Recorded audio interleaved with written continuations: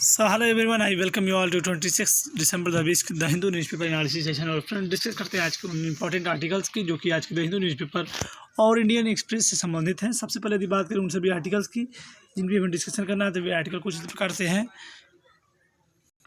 तो पहला जो आर्टिकल है उसमें लिखा हुआ है आर्टिकल 356 तो 356 पे आर्टिकल आया हुआ है, इसको हम लोग जानेंगे और ये आर्टिकल क्यों आया है इसके बेसिक एस्पेक्ट को समझेंगे। साथ ही साथ एडिटोरियल पेज का पहला जो आर्टिकल है रिचार्जिंग डीटीएच, थोड़ा सा इस पर डीटीएच है डायरेक्ट टू होम, इसके बारे में हम लोग जानेंगे। साथ ही साथ लेबर कोड पे भी एक एडिटोरियल पेज में आर्टिकल देखने को मिल रहा है, इस पर हम लोग डिस्कशन करेंगे। और फाइनली आज के इंपॉर्टेंट क्वेश्चन न्यूज़ को कुछ देखेंगे और साथ ही साथ चंद्रयान 2 पे एक इंफॉर्मेशन आई हुई है, वहाँ से हम लोग देखते हुए चलेंगे हम लोग हेलीकॉप्टर डील पे, जो कि इंडिया की जो आर्मी इंडिया की जो सेना है उसके लिए क्या इसका मतलब की इंपॉर्टेंस है और इसमें क्या चेंजेस होने चाहिए, इस पर एक आर्टिकल आया हुआ है। और ब्रेग्जिट ट्रेड डील की बात करें तो इस पर हर दिन कहीं ना कहीं आर्टिकल आते हैं। तो ब्रेग्जिट का मतलब क्या होता है फ्रेंड्स कि एग्जिट फ्रॉम यूरोपीय यूनियन ऑफ ब्रिटेन, यानी ब्रिटेन का यूरोपीय यूनियन से अलग होना ही ब्रेग्जिट कहलाता है। इसके बारे में हम लोग समझेंगे। साथ ही साथ नोटिस टू ओली, ये आपका ये दोनों आर्टिकल जो है इंडियन एक्सप्रेस के हैं, इसको हम लोग देखेंगे। और फाइनली आज के द हिंदू बेस्ड क्वेश्चन को देखते हुए आज के इस सेशन को हम सब कंप्लीट करेंगे। तो फ्रेंड्स बात करें यदि आज के उन सभी आर्टिकल्स की, तो आज की जो हमारी पहली न्यूज़ है उसके अंतर्गत हम देख पा रहे हैं लिखा हुआ है रिचार्जिंग डीटीएच यानी डायरेक्ट टू होम। तो इस पे जो आर्टिकल आया हुआ है फ्रेंड्स, इसमें लिखा हुआ है कि scale down the licence fee will help but there is no escaping competition. तो गवर्नमेंट ने जो यूनियन कैबिनेट ने है उसने कुछ स्कीम को अप्रूव किया हुआ है। डीटीएच जो है टेलीविज़न डिस्ट्रीब्यूशन जो सेक्टर है उसमें कुछ बेसिकली स्कीम दिया है, कुछ छूट दिया है। तो उसी लाइसेंस फीस में जो उसने स्केल डाउन उसका किया हुआ है, इससे तो बहुत ज़्यादा फ़ायदा देखने को मिलेगा और जो इसका मार्केट है वो भी बहुत ही लार्ज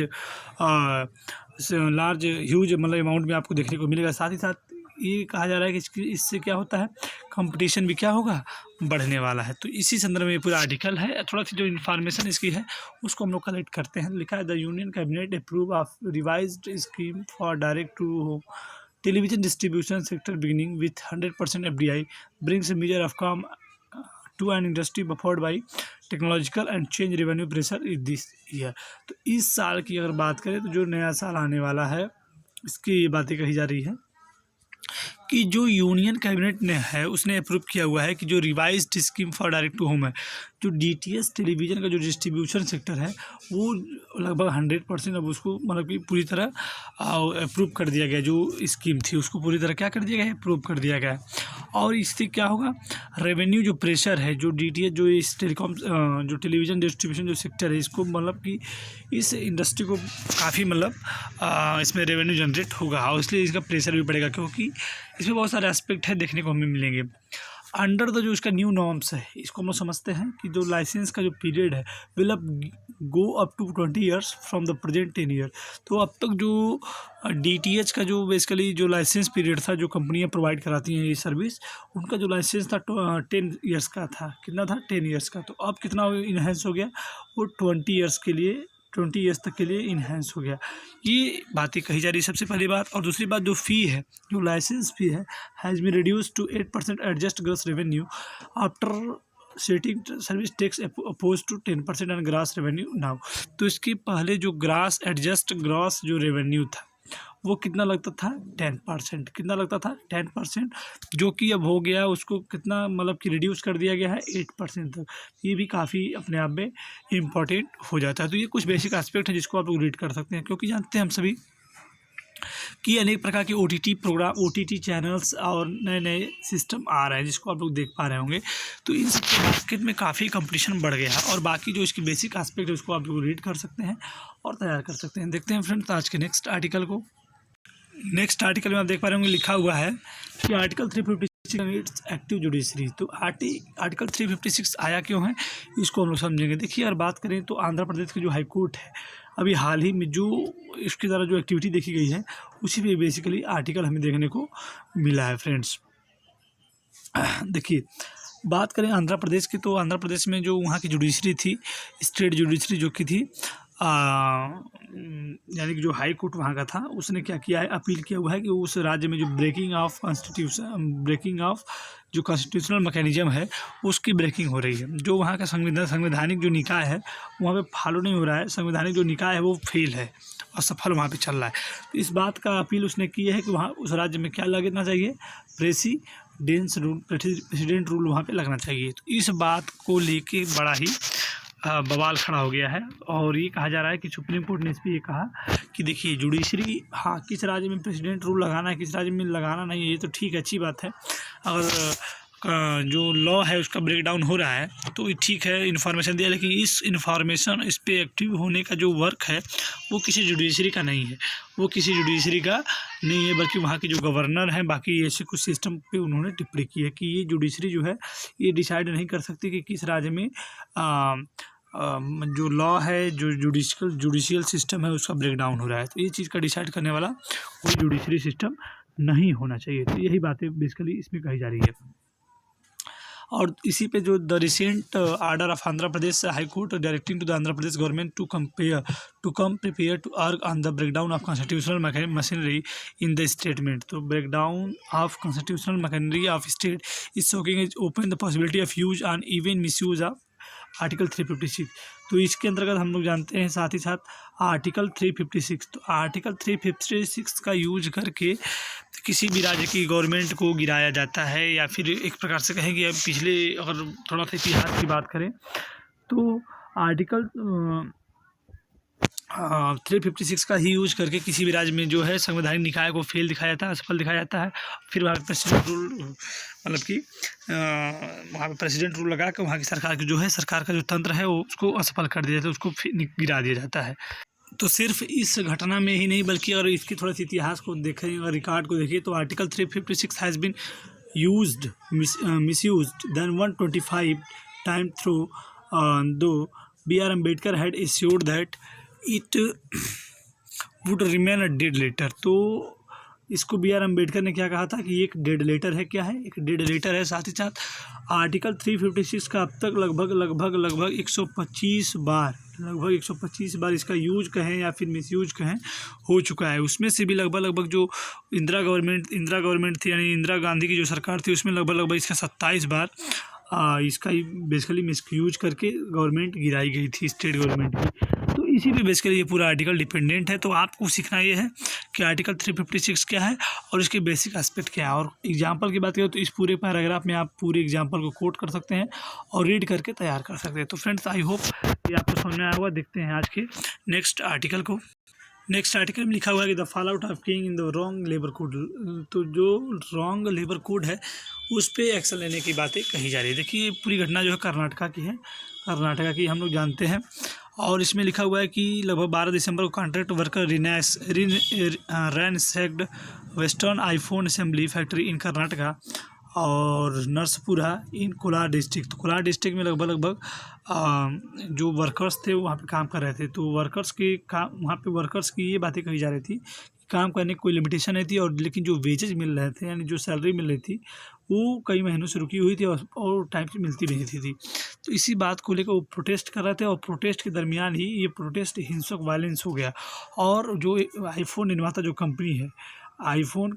कंपनी है एप्पल, उस कंपनी में तोड़फोड़ किया गया, जिसके कारण लगभग 50 करोड़ का डैमेज इसमें दिखाया जा रहा है। कितने करोड़ का? 50 करोड़ का उस कंपनी के आंकड़े के द्वारा। पिछले दिनों कुछ और हो गया था, डाटा कुछ और दिए थे, लेकिन आज इसमें लिखा है कि 50 करोड़ का लगभग डैमेज देखने को मिल गया है। तो ये कभी कहीं ना कहीं जो इंडिया का मेक इन इंडिया प्रोजेक्ट है कि ठीक है, आप पहली बात गलती दोनों पक्षों की है, क्योंकि लेबर कोड सही से न होने के कारण लेबर का जो वर्किंग सिस्टम था वो भी इफेक्ट हुआ, जिसके कारण लेबर में गुस्सा रहा। और लेकिन गुस्सा होने के बाद लेबर की जो एक्टिविटी थी उसको भी कहीं ना कहीं कंट्रोल करने की ज़रूरत थी। तो कहीं ना कहीं पूरी तरह जो लेबर कोड बिल है उसको फिर संशोधित करना चाहिए और एक अच्छे से उसको इम्प्लीमेंट करना चाहिए। तो ये बातें इस पूरे आर्टिकल में कही जा रही हैं। तो बाकी जो इसमें आप देख पा रहे होंगे जो डाटा है उसको आप लोग रीड कर सकते हैं और उसको तैयार कर सकते हैं। तो ओवरऑल ये कहा जा रहा है कि कुल मिला जुला के जो लेबर कोड है वो एक सही से उसका इम्प्लीमेंट होना चाहिए, और उसमें एक बेहतरीन तरीके से उसका मतलब इम्प्लीमेंट ही देश को आगे बढ़ाएगा और देश की जो इमेज है वो ग्लोबल लेवल पे बेहतर करेगा। क्योंकि हम जानते हैं कि इस एक्टिविटी के बाद इंडिया का जो प्रोजेक्ट, मान लीजिए कोई भी कंपनी इन्वेस्ट करेगी तो अगर रिकॉर्ड चेक करती है तो वो थोड़ा सा वहाँ पे उसका सिंपैथी जो है इंडिया के अगेंस्ट हो जाएगा, क्योंकि वो ये कहेगी कि यहाँ तो ऐसे होता है, यहाँ के लेबर्स ऐसे हैं, मतलब कि तमाम तरह की बातें हो सकती हैं। तो इन्हीं सब का डिस्कशन इस पूरे आर्टिकल में फ्रेंड्स हम लोगों को देखने को मिल रहा है। अब देखते हैं फ्रेंड्स आज के कुछ इंपॉर्टेंट न्यूज़ को। पहली जो हमारी आज की इंपॉर्टेंट न्यूज़ है उसमें लिखा है कि first set of data from Chandrayaan-2 released. ISRO ने ये कहा गया है कि जो चंद्रयान-2 मिशन लॉन्च हुआ था उसकी जो पहली सेट ऑफ डाटा थी वो क्या हुआ है, आया हुआ है। तो उसी पर बेस कर ये पूरा आर्टिकल बताया गया। तो आपको समझना क्या है कि जो इंडियन स्पेस रिसर्च ऑर्गेनाइजेशन है, इसरो है, उसने थर्सडे को कहा कि फर्स्ट सेट ऑफ डाटा जो था country second mission of moon Chandrayaan-2 for the general public. तो ये डाटा आया हुआ है, जो चंद्रयान-2 मिशन लॉन्च किया गया था उसका पहला डाटा आ चुका है। तो सबसे पहले आपको मालूम होना चाहिए कि चंद्रयान-2 मिशन जो है लॉन्च कब हुआ था, तो हुआ था 22 जुलाई 2019 को। 22 जुलाई 2020 को ये मिशन लॉन्च हुआ था। वो भी कहाँ से, सतीश धवन स्पेस सेंटर, श्रीहरिकोटा, आंध्र प्रदेश से। ये बेसिक एस्पेक्ट आपको याद रखने होंगे। इसके बाद ये जो orbiter which was injected into lunar orbit on September 2019, तो 2 सितंबर 2019 को ये लूनार ऑर्बिट में सेट हो गया। तो लूनार ऑर्बिट क्या होते हैं वो आपको मालूम होना चाहिए कि लूनार ऑर्बिट जैसे कि अगर कोई जो सैटेलाइट है वो मून का चक्कर लगाएगा तो उसको हम लोग क्या बोलते हैं, उसको मून की जो ऑर्बिट में चक्कर लगाता है तो उसको हम लोग क्या बोलते हैं, लूनार ऑर्बिट बोलते हैं। देखते हैं फ्रेंड्स आज के नेक्स्ट न्यूज़ को। तो नेक्स्ट आर्टिकल में लिखा हुआ है कि एस्कॉर्ट सीक क्लैरिफिकेशन पीएम ओली रिशफल्ड मिनिस्ट्री। तो रिशफल्ड मिनिस्ट्री देखिए, पीएम जो वहाँ के पीएम हैं केपी शर्मा ओली, उनकी जो गवर्नमेंट है पूरी तरह डिजॉल्व हो चुकी है। क्या हो चुकी है, डिजॉल्व हो चुकी है। और इस पर राष्ट्रपति जो वहाँ की श्रीमती विद्यादेवी भंडारी जी हैं उनकी तरह इसको अप्रूव कर दिया गया है। लेकिन हम जानते हैं कि नेपाल गवर्नमेंट के अंतर्गत जो सुप्रीम कोर्ट के अंतर्गत सुनवाई चल रही है, तो उस सुनवाई के अंतर्गत जो वहाँ की सुप्रीम कोर्ट है, सुप्रीम जुडिशरी है, उसने ये कहा हुआ है कि क्लैरिफिकेशन आप इस पे दें, अपना क्या दें, क्लैरिफिकेशन दें। अर्थात जब भी कोई वहाँ पे गवर्नमेंट गिरती है, यानी कोई भी गवर्नमेंट तभी गिर सकती है जब उसकी मेजॉरिटी ना हो, क्या हो, मेजॉरिटी नहीं हो। लेकिन ये इस गवर्नमेंट की जो ओली गवर्नमेंट है, इसको पूरी तरह पूर्ण बहुमत था, फिर भी ये गवर्नमेंट गिर गई और इन्होंने डिसॉल्व कर दिया। इसका कारण पूछा जा रहा है सुप्रीम कोर्ट के द्वारा, क्योंकि जानते हैं नेपाल गवर्नमेंट में ऐसे कोई गवर्नमेंट गिर नहीं सकती, क्योंकि जब तक उसकी पूर्ण बहुमत सरकार न बनी हो। लेकिन इनकी गवर्नमेंट जो है 270 सीटें जीती हुई थी, जो कि अपने आप में पूर्ण बहुमत दिखाता है। फिर इन्होंने सरकार को क्यों गिराया, यही पूछा जा रहा है। देखते हैं नेक्स्ट आर्टिकल को। तो यही न्यूज़ आप इंडियन एक्सप्रेस की न्यूज़ पेपर में देख सकते हैं कि Nepal Supreme Court issued show cause notice to Oli government. तो उसने ओली गवर्नमेंट को ये इश्यू कहा है कि वो क्लैरिफाई करें कि क्या दिक्कत है, किस लिए उन्होंने अपनी गवर्नमेंट को गिराया है। देखते हैं next news of Indian Express की।